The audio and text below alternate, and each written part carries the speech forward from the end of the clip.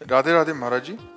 महाराज जी, ये कह रहे हैं कि इन्होंने युवावस्था में किसी के प्रवचनों से प्रभावित आके घर वालों के विरोध में जाकर शरणागति प्राप्त की थी, परंतु बाद में पता चला कि वहां स्त्री शरणागत जीव को तन का समर्पण करना होता है प्रेम दान के नाम पर। महाराज अभी मैंने छोड़ दिया, बट अपराध तो नहीं लगेगा? कौन से शास्त्र में लिखा है भ्रष्ट आचरण? अरे गुरु बनाया जाता है, भगवान का नाम जप करो, भगवान के मार्ग में चलो, अपने तुम चलो, दूरी तुम रहो। परमार्थ का मतलब क्या होता है? तुम हमसे जुड़ो, भगवान नाम लो, भगवत भजन करो, दूरी रहो। तन का दान, मलमूत्र के द्वारों का दान गुरु मांगे। न संत है ना वो कोई गुरु है, बिल्कुल नहीं अपराध लगता है। ऐसे को बिल्कुल त्याग देना चाहिए, 1 मिनट में त्याग देना चाहिए। परमार्थ विरुद्ध आज यही तो पाखंड चल रहा है। इन्हीं की वजह से असली संतों पे द्वेष। हाँ नहीं, ऐसे नहीं, ऐसे नहीं, पाखंडी ऐसे दम कहाँ शास्त्र में लिखा है? अरे भैया, शिष्य बनी मतलब हमारी बिटिया। शिष्य का मतलब, गुरु का मतलब क्या होता है? पिता। पिता ही नहीं, परम पिता। हमारे तुम बच्चे हो, तुम अपने मार्ग में चलो, तुम अपने मार्ग में चलो। तुम्हें मार्ग बताने के लिए, गंदे गंदे संबंधों को मिटाने के लिए तो गुरु बने। काम क्रोध पर विजय प्राप्त कराने के लिए तो गुरु बने।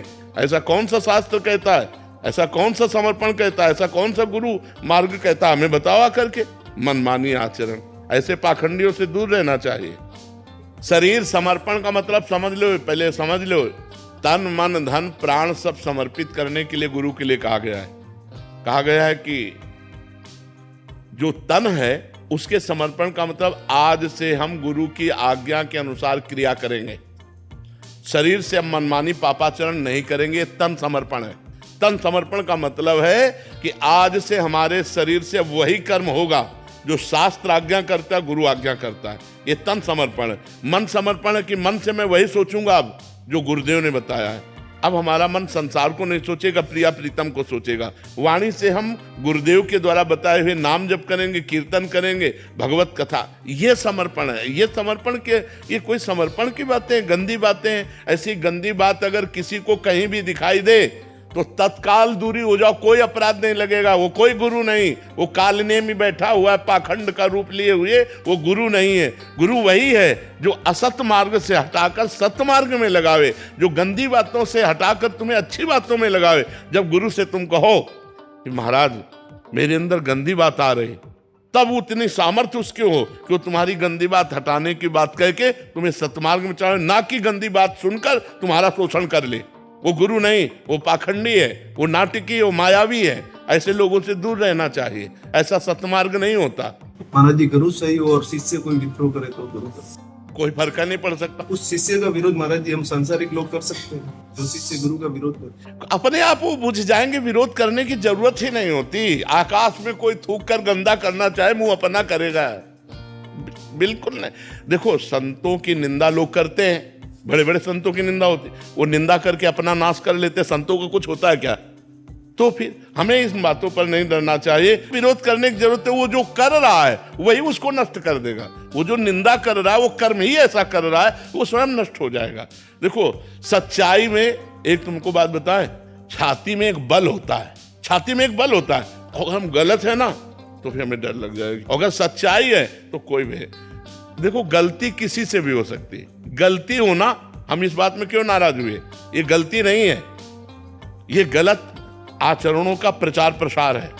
गलती होने का मतलब, जैसे अब हम साधना में चल रहे हैं, अब हमारा मन दिख गया, मन कहीं फेल हो गया, तो ब्रेक कहीं भी फेल हो सकती। गाड़ी है, अब उसको संभालो, तत्काल संभल पावे। अगर गिर गए तो फिर संभलो। ऐसे चला, ये बहुत विचित्र माया है।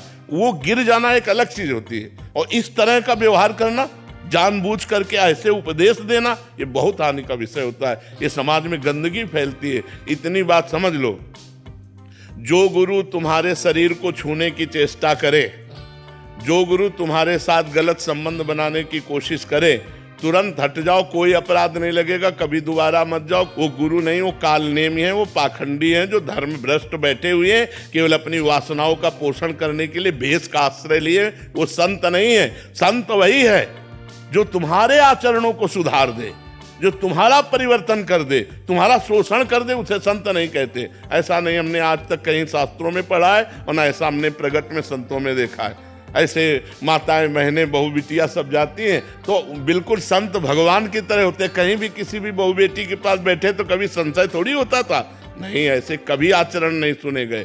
ये सब नए नए जो अपनी वासनाओं की पूर्ति के लिए भेष बना लेते हैं पाखंड में, वही लोग ऐसा करते हैं। सच्चे मार्ग का पथिक संत ते होए न कारज हानि, भूल न देह कुमारग पाऊं। संतों के लिए लिखा है, ऊसर बरसई तृण नहीं जामा, संत हृदय जिम उपज न कामा। सच्चे गुरु की और सच्चे संत की पहचान क्या है महाराज? जिनके पास जाने से भगवान का स्मरण होने लगे और सब आचरणों में सुधार होने लगे, बिना किसी प्रयास के सब आचरणों में सुधार होने लगे, सच्चे संत की ये पहचान है।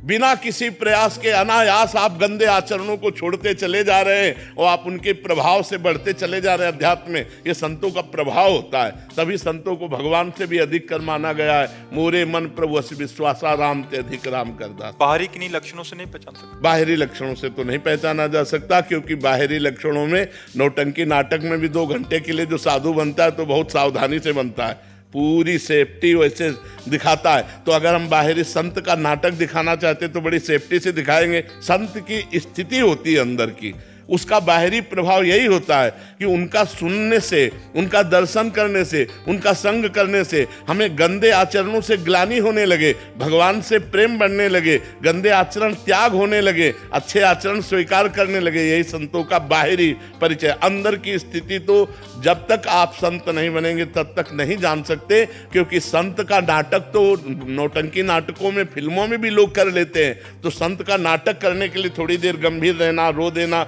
ऐसा बनना, ये तो हो सकता है, नाटक से भी हो सकता है। लेकिन वास्तविक अंदर क्या है ये तो वही जान सकता है जो उस कोटि का संत हो। तो देखते ही पता चल जाएगा कि नौटंकी नाटक कर रहा है या सच्चा है। या भगवान जानते हैं और या कोई उच्च कोटि का संत जानता है, दूसरा संतों को नहीं पहचाना जा सकता। सच्चे संत हमें मिले, इसके लिए हमें क्या भगवान से प्रार्थना करनी चाहिए कि हे भगवान मुझे सच्चे संत मिले। और जब भगवान कृपा करते, जब द्रवि दीन दयालु राघव तो साधु संगति पाइए। जब भगवान कृपा करते तब संतों का संग प्राप्त होता है। भगवान जिन गुरु को हम प्राण मानते हैं, रब्बर परमात्मा मानते हैं, उनकी कोई निंदा करते क्रोध अपने आप आ जाता है। नहीं सुनना चाहिए, छोड़ देना चाहिए। बातुल भूत विवश मतवारे, ते नहीं बोले वचन विचारे।